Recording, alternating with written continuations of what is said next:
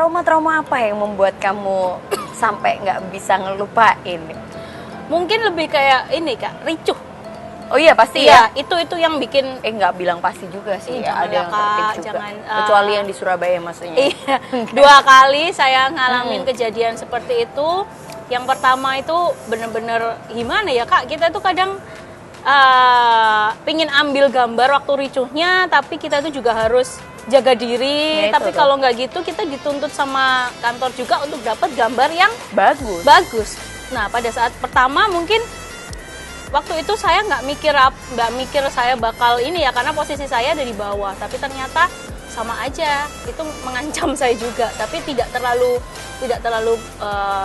parah lah ya. Baru yang kedua itu beberapa bulan yang lalu itu yang bener-bener yang saya kayak wah kayak gitu, karena saya udah berusaha menyelamatkan diri. Teman-teman cowok-cowok saya yang jurnalis lain itu udah di depan saya, tapi ternyata waktu kita mau masuk itu teman saya yang ini udah kena pukul, udah kena kayak apa sih kayak disaduk gitu apa ya? Ditendang sama salah satu supporter. Otomatis saya sendiri dong. Nah ini di depan saya ini udah ada supporter tuh bawa kayu. Ayo, apa kon kayak gitu kan? Di hadapan kamu? Iya, itu di depan saya. Otomatis kan saya, akhirnya saya ditarik sama ada teman saya jurnalis juga, ditarik, dipinggirin, saya suruh naik. Baru itu kayak besok-besok itu kayaknya kayak ya ampun, males lah saya liputan kayak gitu. Sempat 1 kali nggak datang ke pertandingan, tapi gimana lagi, namanya juga pekerjaan ya Kak ya, saya tetap liputan lagi kayak gitu. Jadi menghilangkan itu. Sempet nggak kamu mikir kalau aku udah pengen take over apa ya, maksudnya itu nggak beralih ya? Iya. Sempet sih Kak kepikiran. Cuman saya mikir kalau saya beralih banyak hal yang harus dipikirkan lagi. Dan kamu udah terlanjur cinta sama jurnalisnya pasti. Iya, maksudnya nanggung Kak, karena usia saya kan usia masa berkembangnya. Kalau cuma berhenti cuma karena trauma, itu kok rasanya kayak aduh cemen banget ya kayak gitu.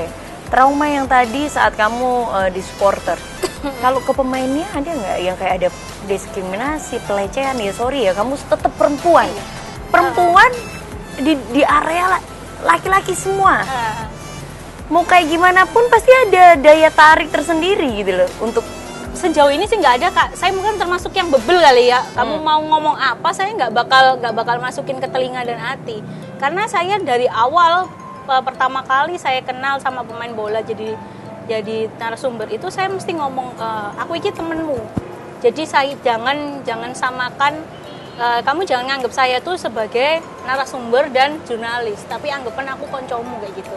Kalau jadi temen itu malah enak Kak, kita bisa nongkrong bareng, bisa main bareng. Kalau kita datang ke kota lain, kita tinggal telepon main kayak gitu, lebih kayak gini lah, lebih ini beda. Kayak kalau kita sama dari jurnalis sama narasumber itu bakal ada batasnya kayak gitu sih. Jadi itu yang mungkin membuat saya merubah mereka underestimate ke saya hal-hal yang aneh-aneh, akhirnya kayak gitu, seperti itu. Pada waktu tahunmu itu kan pasti banyak juga yang menempuh, nggak banyak saya yakin yang menempuh dunia jurnalis ya, perempuan. Sedikit sekali kan. Sempet nggak dikatain sama teman-teman sendiri gitu yang jurnalis cowok gitu, atau temen yang cewek lah, kamu ngapain sih di sana? Iya sih Kak, soalnya kan kebanyakan teman-teman sekolah SMA saya kan kebanyakan perawat, bidan kayak gitu. Terus, perempuan yang harus pakai rok. Iya itu. Iya. Terus mereka itu kayak sih ngapain sih? Ini tuh banyak yang nggak suka kan.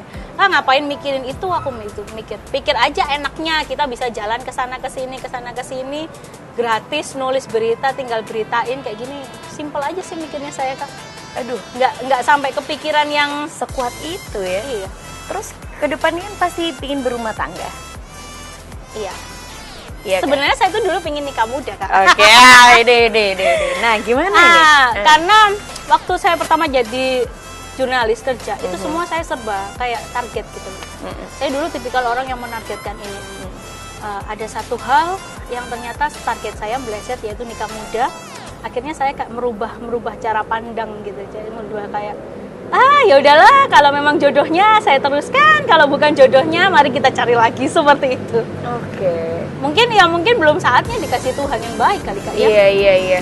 Tapi sempat berpikir kalau seandainya pasangan gak izinkan, sedangkan ini fashion ya. Nah, Aha. saya sih kalau kalau dulu itu yang sama dulu saya berbicaranya baik-baik. Ketika saya tidak boleh menjadi jurnalis, saya harus ada pilihan lain untuk saya tetap bekerja kayak gitu. Nanti seumpama saya berumah tangga, saya pun akan berbicara baik-baik dan saya akan ngomong oke, kalau tidak boleh kita jadi jurnalis lagi, setidaknya ada pekerjaan yang masih bisa saya lakukan dan masih bisa menghasilkan uang. Oke. Kayak gitu sih, Kak. Makanya saya mempersiapkan diri sejak sekarang, Kak. Tipe wanita yang iya, Kayak ini gitu sih. nggak ada bosennya ya, selalu fun ya. Karena saya tipikal yang kepingin coba baru, coba kayak gitu. Dan selalu dapat sesuatu yang baru setiap kali meliput. Iya. Selalu. Jadi kayak istilahnya gini. Nggak loh, ada Kak. rasa ketakutan nanti gue dapet apa lagi nih. Nanti ada apa gitu. Enggak, Kak. Karena kan teman-teman saya tuh sama lah bilang kayak kamu itu terlalu santuy kalau cari rezeki kayak gitu. Wow. Itu Seperti bisa menjadi salah satu Tapi ini ya. jangan salah, Kak. Yang benci juga banyak nanti. Nah itu Jangan salah, pasti Kak. yang benci kamu adalah cowok semuanya tuh kayaknya. Campur sih, Kak. Campur. Karena kamu kayak mengambil alih pekerjaan pria gitu loh. Ada. Cuman kan aku mikir gini loh, Kak, pintu rezeki itu ada banyak, ada 1A, B, C, D, dan ketika ada satu peluang kita masuk dan kita bisa ada di posisi itu, kenapa kita nggak ambil, Kak? Pengalaman yang sangat luar biasa ya, bagaimana bisa tetap bisa menghandle, bisa menjadi seseorang perempuan yang tegar menghadapi trauma dan lain sebagainya, membuat saya semakin merasakan bahwa ternyata dunia pekerjaan itu selain daripada kita butuh skill ya, kita butuh kita butuh kekuatan untuk bisa menjaga diri kita, bahkan kita butuh hal yang membuat kita semakin semangat lagi untuk ke depan, menemukan hal yang baru. Kita akan membahas lagi ya dalam satu segmen kembali. Jangan kemana-mana, tetap berada di SBO TV, Issue Reality.